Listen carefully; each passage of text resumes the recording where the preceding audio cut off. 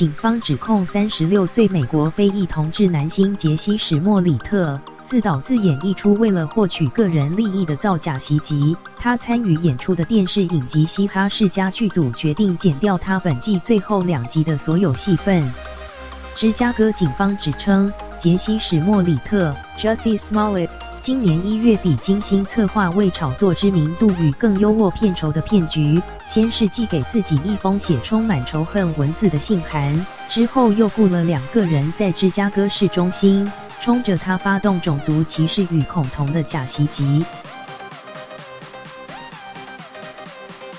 杰西·史莫里特在福斯电视台播映的影集《嘻哈世家》（Empire） 饰演吃重的角色莱恩 （Jamal Leon）。剧组制作群在事发后曾一再重申他们对于杰西·史莫里特的支持，但之后警方声称这起袭击是场骗局。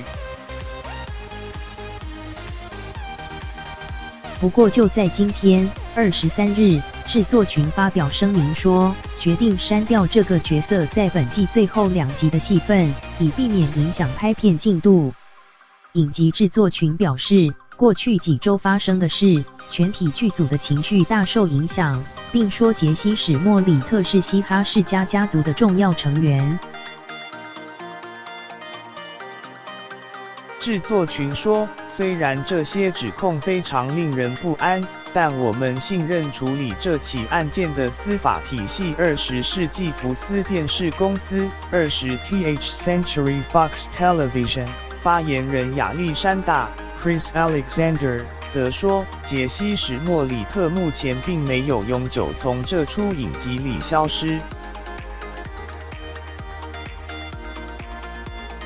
杰西·史莫里特在21日被逮捕，并被控向警方谎报遇袭的重罪，随后获准以10万美元（约新台币308万元）保释。中央社